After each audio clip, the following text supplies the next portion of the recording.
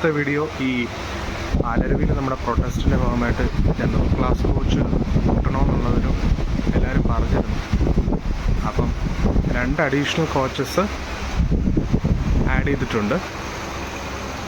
മൊത്തം 3 additional coaches, 3 general കോച്ചസും 1 sleeper കോച്ചുമാണ് ആഡ് ചെയ്തത്.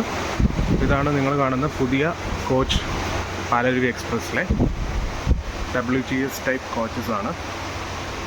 പക്ഷെ തിരക്ക് നിയന്ത്രിക്കാൻ ഈ എക്സ്ട്രാ കോച്ചസ് ആഡ് ചെയ്തുകൊണ്ട് മാത്രം കാര്യമുണ്ടെന്നും നമുക്ക് തോന്നുന്നില്ല.